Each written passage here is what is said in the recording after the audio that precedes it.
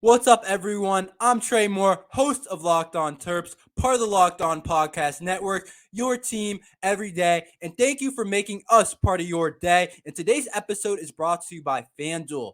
Make every moment more. Right now, when you bet on the Super Bowl winner, you can get bonus bets every time they win in the regular season. Visit fanduel.com/locked on. Who are the top 5 most important players on the Maryland offense? Not necessarily the best 5 players, but I want to give you the top 5 most important players on the Maryland offense in order. So I'm going to start with number 5, Gottlieb Ayizde. Yes, he's a transfer from Frostburg State. If you haven't heard of him yet, he's expected to start at right tackle this year. And if you watch his film, I watched a little bit of it. He moves really well for his size. He looks like a natural tackle, and I'm surprised he didn't have any Division I interest. But we're happy to have him on the program. And if you didn't know, he actually had a Senior Bowl invite last year. If you don't know what the Senior Bowl is, it's all the best seniors get to go to the Senior Bowl and compete against each other. And NFL scouts are there. And a lot of players that are drafted to the NFL, 4th, 5th, 6th, 7th round draft picks, a lot of them are Senior Bowl guys that showed out.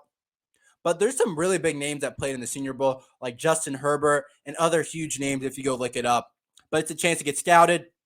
So the NFL definitely has their eyes on him. But in terms of why he's the most important in terms of a Maryland player, is because of one of the biggest question marks on this Maryland team, and that has been talked about all offseason, is what is the offensive line going to do?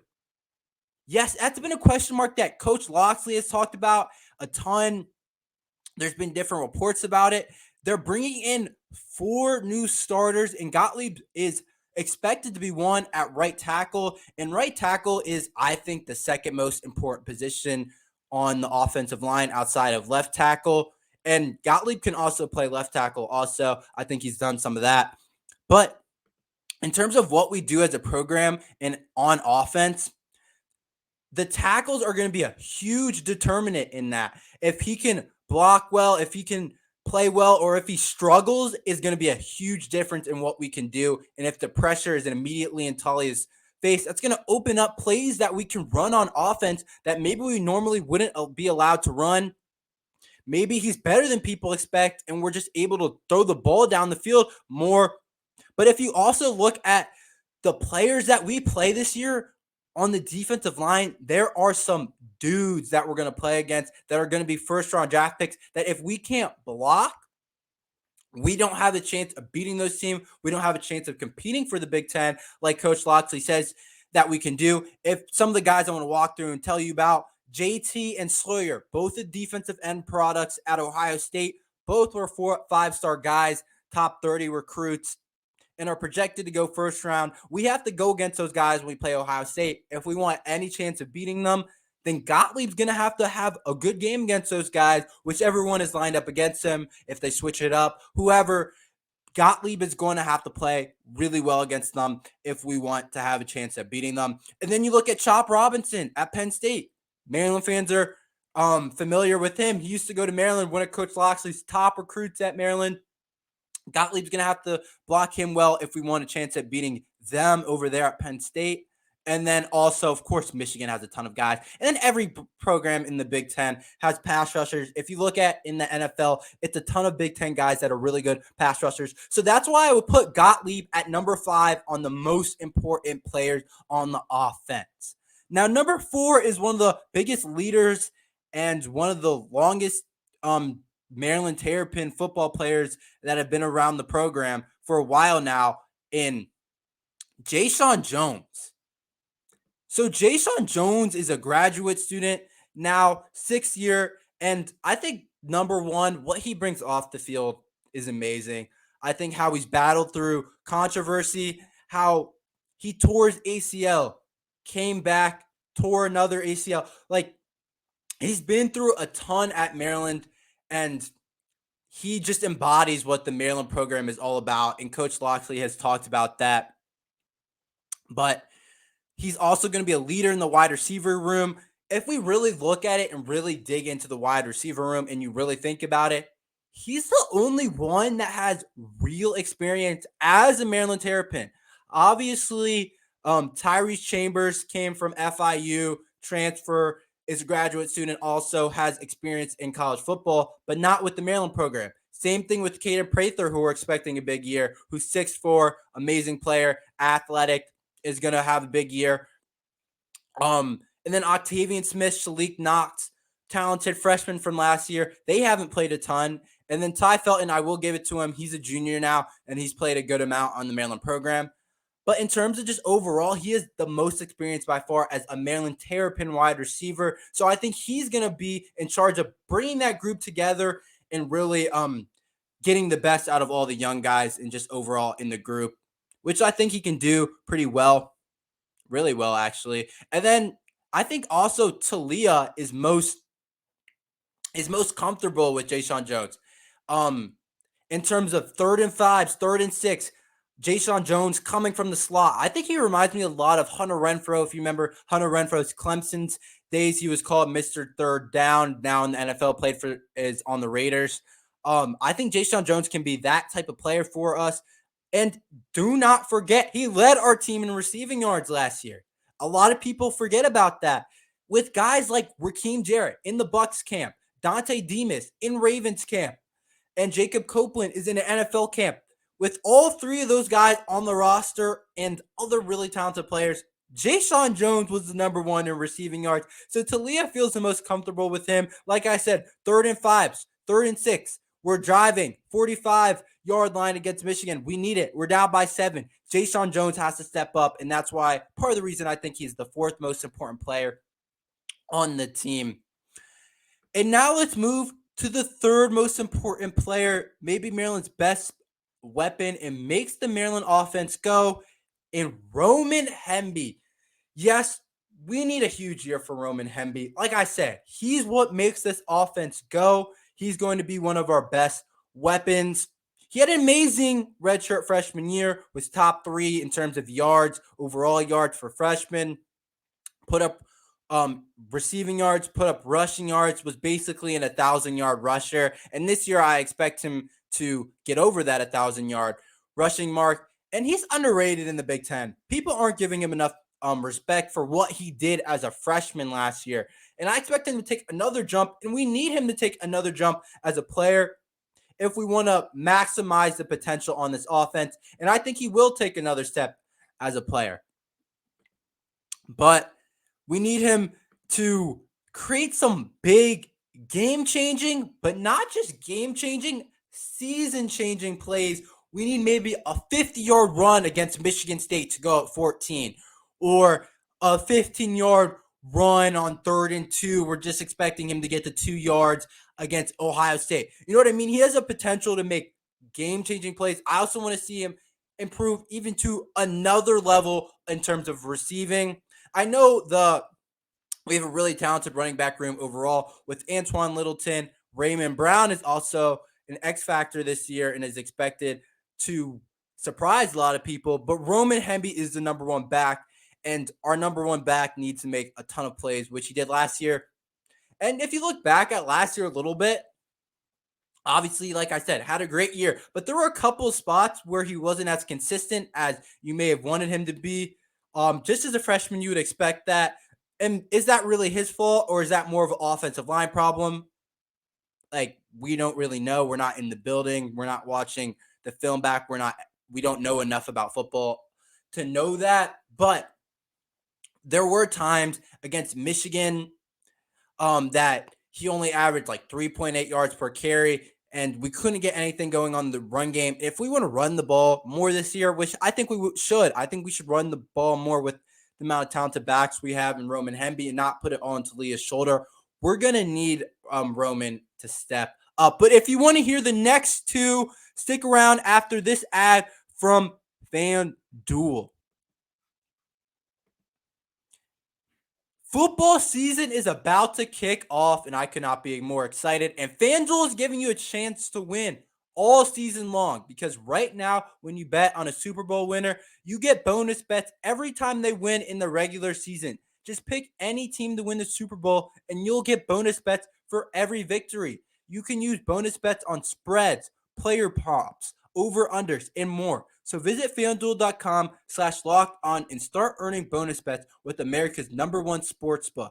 That's FanDuel.com/locked-on.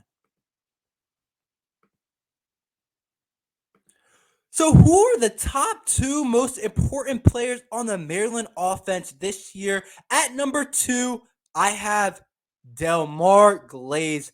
Yes, you guys might not have been expecting an offensive lineman to be this high, but like I said with Gottlieb, the amount of question marks that have been asked about the offensive line of Maryland, there's so many. But we are confident in one player on the offensive line, and that is Delmar Glaze. If you didn't know, he's honorable All Big Ten last year, and he was PFF's 7th rated highest tackle last year, which a lot of people don't know. And he's going to be an NFL player. He could have went to the NFL last year. I think he'll be a top 4-round pick, but he's really talented. He's moving over to left tackle this year, so the most important position on the offensive line, protecting Taulia's blind side. And I have the most confidence in him, but if for some reason he wasn't playing well or anything happened to him, which obviously we pray and hope nothing happens to our best offensive lineman and one of the stars on our whole entire team, we'd be in trouble right now. We need him to play well. We need him to play at a first team, all Big Ten type of level, and I think he's going to be able to do that. I think he's the best tackles in not only the Big Ten, but the entire country, even if most people don't know it, which I think a good amount of people do. But I think another thing that we have to look at is we have 4 new starters, and he's not one of them. He needs to bring those guys together. He needs to make the group have cohesion and go together.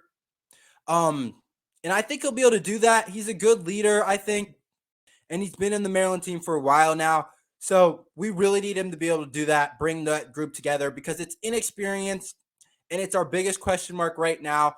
And if we want it to get better, we're going to need the Delmar Glaze to step up and do that. But I think like I said, with Gottlieb also, I want to add in this quick point before I get to the number 1 player. We go against some of the best defensive linemen in college football. Like I said, at Michigan, Penn State, Ohio State, other teams too. We go against some of the best players. So we're going to need Taulia's blind side to be protected. But also in terms of him in the NFL, he's going to be able to show himself as an high-level NFL talent with how well he blocks those guys, how well he opens up run lanes and everything. But he has a chance to change the Maryland offense. I know a lot of people don't like to think of offensive linemen as changing the offense, but he legitimately can change the Maryland offense, and he can be the difference in an 8-win season, 7-win season, and maybe we get to 9 wins. Maybe we upset one of the better teams in football. Now let's get to the number 1 player, most important player. You guys probably could have guessed it before the list was even made, but Taulia Tagovailoa. He's the most important player. I can't talk to you enough about what he's done for the Maryland program. We are as good as he is, honestly. If he plays bad, we probably won't play well. If he plays well, we probably had a good game overall as a team. Maybe it's not to that extreme. Maybe it's more in between. If he doesn't play well, we can still probably make up for that because I think we have some talent. But all in all, if we're looking at it, if he plays well, we're going to play well and we go as far as he goes.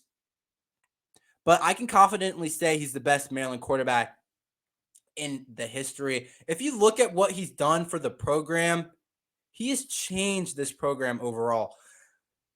He will go down as completely just altering the course of Maryland football, especially if we continue to get better over these next couple of years. But I really do think he's one of the most important Maryland football players of all time. If you look at when he transferred from Alabama, what the fan base, how many people were excited. I was just on Instagram and I live in the DMV area. Everyone was reposting that. All the Maryland fans were super excited to have Taulia as our quarterback, 4-star quarterback recruit out of high school. But what he's done as a program and what Coach Loxley's done, we were kind of in the dumps as a program. And he's gotten us out of there. like I said a couple episodes ago, it's not just him. It's been a group effort, but he's definitely been a huge part of it. And I think there's one thing that he's missing from his resume that I think can come this year, and it's a win against one of the big three. Yes, I think that's the one thing he hasn't done is beat one of the big time programs in Penn State, Michigan, Ohio State, and have that signature win, that difference making win that we look back at it in a couple of years and be like, he beat that team. We weren't supposed to, but he put up 350 yards against one of the best defenses in college football in Michigan or Ohio State or something like that, or he outplayed JJ McCarthy. Something like that. You know what I mean? Like a signature win where we can look back at it, Maryland fans, and point to that and be like, and that's how he exited and he changed the program. He's obviously going to go down as one of the best Maryland quarterbacks. He has it already statistically. He has it in all the major passing quarter categories. But what he's done for the Maryland program, I can't state how important it is for us. And this year, we go as far as he goes. And I can't wait to see what he can do. I think he can be a first team Big Ten player. Last year, he was second team All Big Ten. He can't have the couple of bad games though. Last year he had the bad game against Penn State where we lost 30-0 and he completed under 50% of his throws and passed for under 75 yards. And then Wisconsin, those back-to-back games, Wisconsin and Penn State, we played them back-to-back, and both were just horrendous. He came back a little bit early from his injury, and both were like under 50% throwing and under 75 yards, which can't happen this year. I think that's another step that I want to see him take, because when that happens, look, to my point of saying we go as far as he goes, when he puts up under 50% on his throws in under 75 yards, we lose 30-0 to Wisconsin. We lose by 10 or 30-0 to Penn State, and we lose by 10 to Wisconsin. You know what I mean? Like, we go as far as he goes. So those are the players I would say are the top 5 most important players. Make sure to let me know who I missed out on. A couple players that I think you could have thrown in there. Caden Prather, transfer from West Virginia, might be the most talented wide receiver on the team. I would argue him or Octavian Smith or even Shalik Knotts, you could argue, are the most talented guys. But I didn't throw him in there, but you probably could have put him in there somewhere. He also has a chance to be the number 1 wide receiver for Taulia. There's other players. You could have put anyone on the offensive line in there, but I wouldn't put the 2 tackles in there. And of course, Delmar Glaze, because of his status of how good he is as a player. But you could have put a number of guys in there. But let me know in the comments who your top 5 are. I'm curious to know. But next, we're going to be talking about the defensive line group. How can they change the season?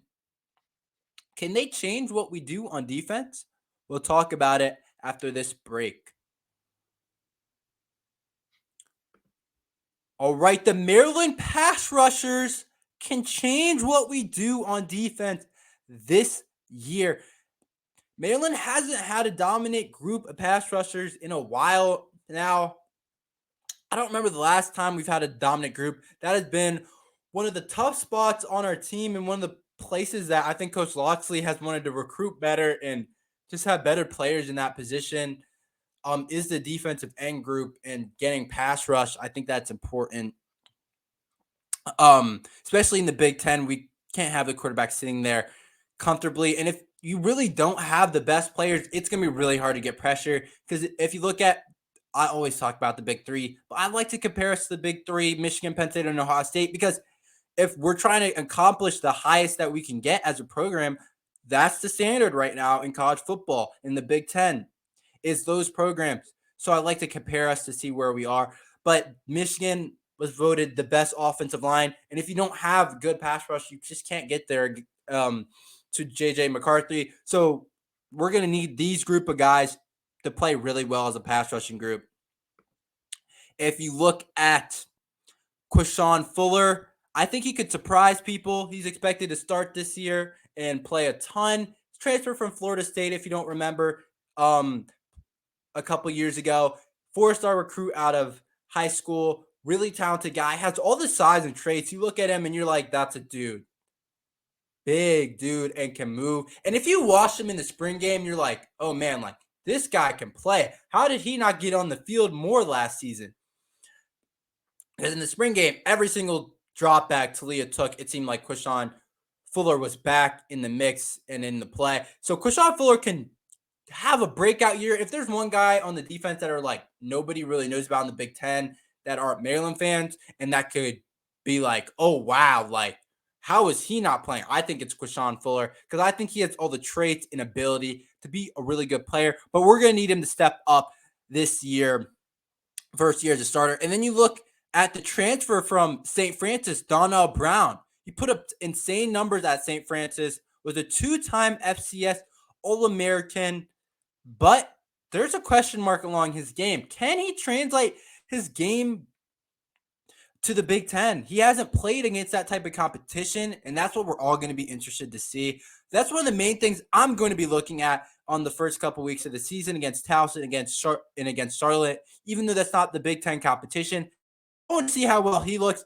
because we haven't gotten a lot about him. We haven't been able to watch him play a ton. It's hard to find film of St. Francis and what they've done. So I want to watch him the first couple of weeks, but he put up insane numbers there and he was a really good player there. So I'm expecting him to do big things for the Maryland Terrapins this year. And we're going to need it if they want to be able to change the course of the game. And the last guy I want to get to is Kellan Wyatt, the sophomore now. Played a ton as a freshman, was in the outside linebacker, defensive end, jack linebacker, whatever you want to call it. He was in that group. Played a lot. I remember last year, one play that sticks out to me is he had a really nice sack against Charlotte, and immediately I thought, oh, we got a guy. And I mean, the rest of the year, he didn't produce a ton of sacks or anything, but if he can take another step, a sophomore leap, I actually want to do a podcast about sophomore leaps of what freshman to sophomore years can make the biggest leap. So I'm going to do that. So make sure to subscribe and like to check that out when that comes out. But Kellan Wyatt, like I said, played a ton last year. He has a ton of tools. He's strong. I would like to see what he looks like in another year. What the staff has done to develop him. I think what the coaching staff, the defensive staff has done with all these guys to develop them and get them ready, Quashon Fuller, Kellan Wyatt, is really going to go far away to see where they stand in a Maryland uniform because it's an inexperienced group, if we're being honest. It is. It's an inexperienced group, but I do think it's a talented group. So I'm excited to see what they can do overall. But that's all we have today. Thanks for listening. Please like and subscribe. See you next time on Locked on Terps.